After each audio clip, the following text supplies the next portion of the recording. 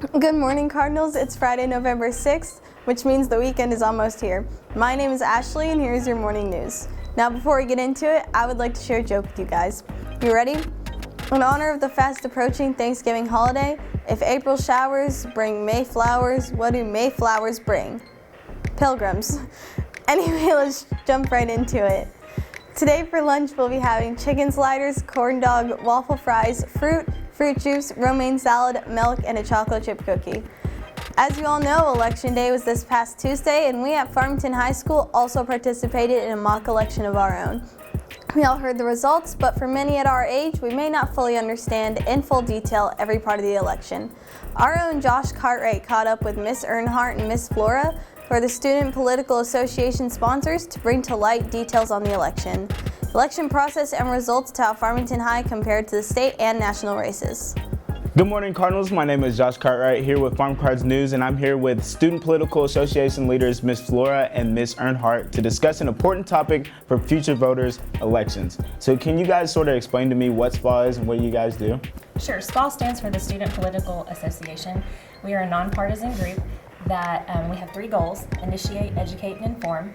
We want to educate our students on who the candidates are, what their views are. We also want to initiate them into action. We did a voter registration drive because we currently have students who are 18 years old who did vote in this election, so it's important that they understand that.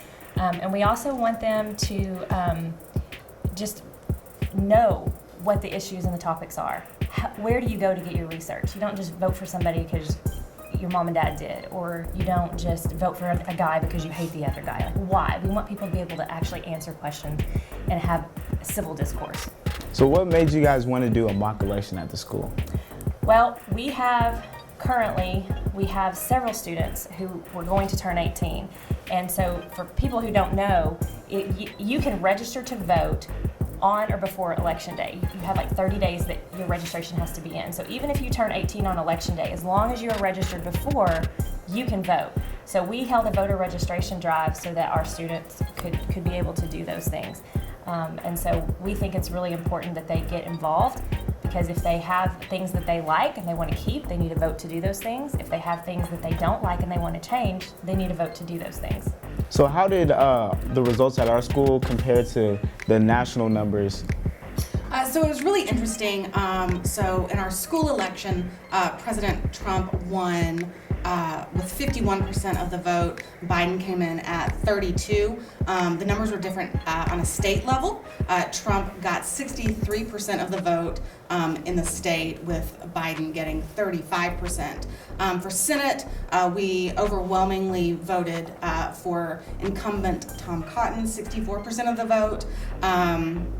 That was really close to the state numbers. He got 67% of the vote for the state.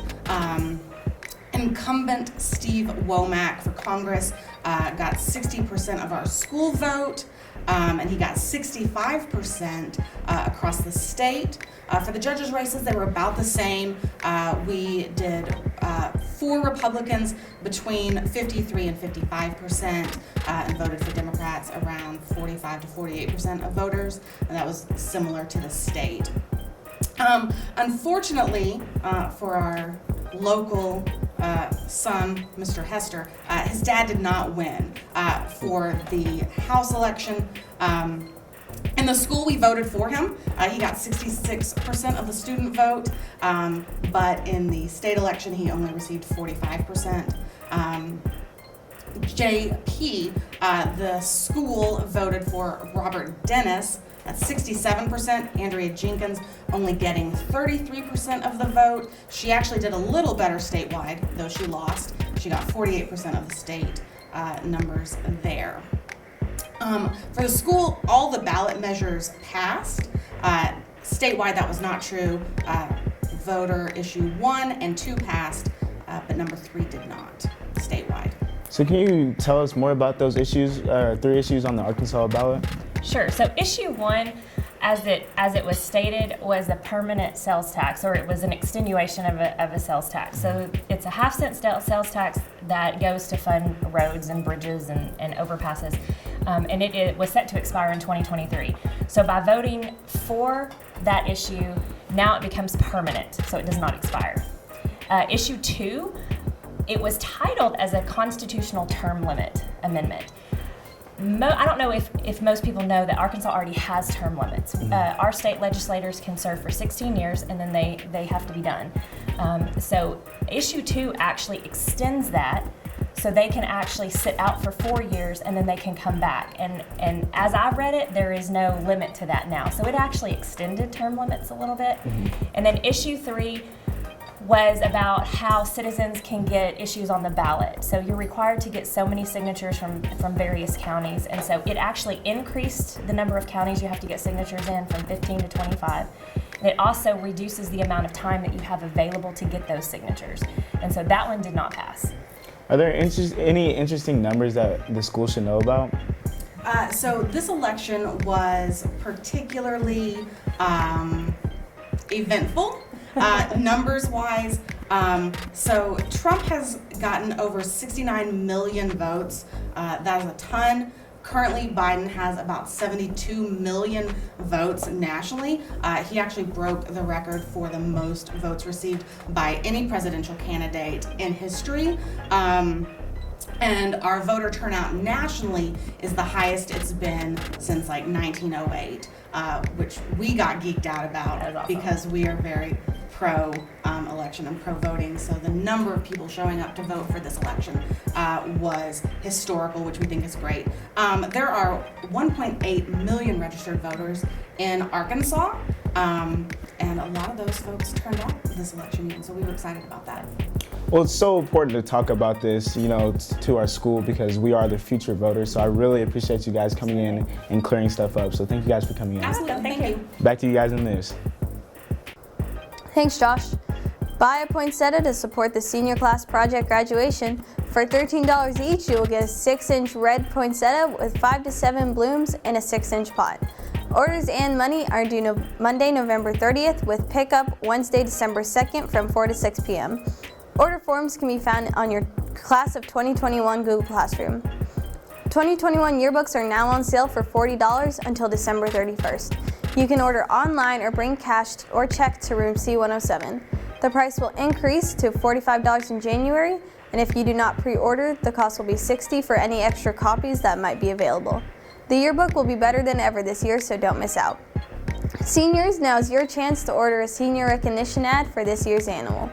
Orders must be placed by November 13th to guarantee space. Ads can be ordered and created online or ordered in person from Miss Flora and C107. Check out the post in your Class of 2021 Google Classroom for more details. Attention all Cardinals. Your book is looking for photo submissions from the student body. We want pictures of your quarantine summer, voting or campaigning in this year's election, jobs and hobbies outside of school. You do amazing things and we want photos of all of them to highlight this year's yearbook. Submit photos at images.jostens.com using the code on the screen. Photos need to be uploaded by December 15th of 2020. If any teachers have any other announcements you would like to have added, please email or contact Mr. Dean or fill out the Google form that was sent out via email. Well, that's all the news I have for you today. Up next, we have Josh in the Cart Center with the latest and greatest in sports. Have a fantabulous Friday, Farmington, and remember, wear your mask.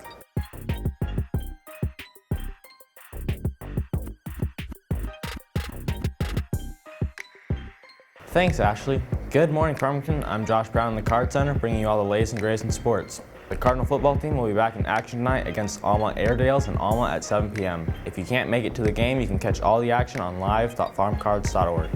The first basketball game is set for Tuesday, November 10th in the arena against Fort Smith Southside, with the varsity girls set the tip-off at 6 p.m. This game will be followed by both the girls and boys teams squaring off against Providence Academy on Thursday here in the arena. The annual tip-off event is set for Saturday, November 14th, and the varsity girls and boys will be playing the future school from Fort Smith.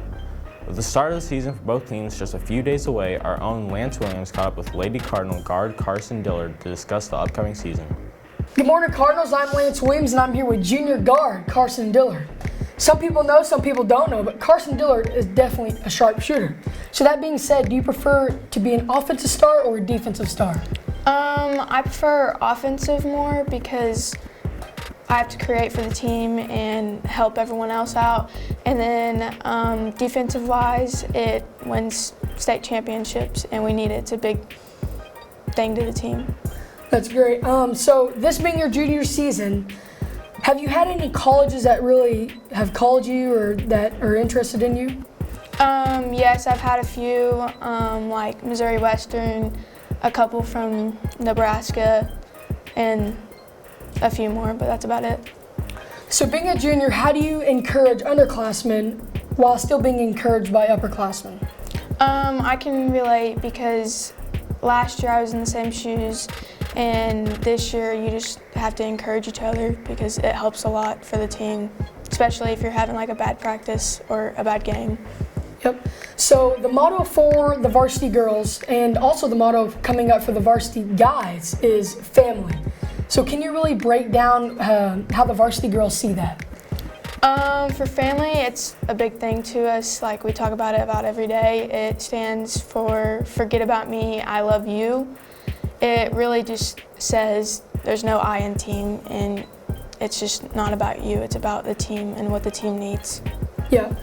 Well, we want to thank Carson Dillard for coming in, and back to you guys in the news. Thanks, Lance. And finally, the Cardinal cross country team is competing this morning in the state cross country meet in Hot Spring. Earlier this week, our own Ashley Kay caught up with the senior cross country runner and state qualifier, Georgia Richards, as preparation continued for the state meet. Good morning, Cardinals. My name is Ashley, and I'm here with senior cross country runner Georgia Richards.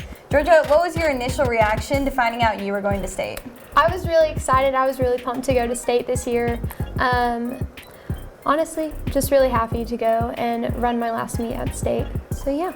What do you think is going to be the biggest difference between last year's state and this year's? Well, one of the big differences with just cross-country meets in general this year was really just with our COVID restrictions. Everybody has to wear a mask right before you go on to the starting line, and then you can take it off when the gun goes off. But also just a lot of less people and spectators and fans are going to be able to attend due to COVID. For some reason, I think they're live streaming it. I don't know how they're going to do that this year, but we'll find out. So yeah. Interesting. And who's your biggest inspiration when you've been running? My biggest inspiration, that's a hard question. Probably just honestly the little kids like on our cross country team. I like seeing their faces when they're coming into cross country and how like bright their eyes shine and they're like, I'm gonna go running. I'm like, awesome. I don't know, it's just really inspirational to me to see 7th graders going to run 5 miles and be happy about it, and so yeah. And then who pushes you to be the best runner? Cross country is a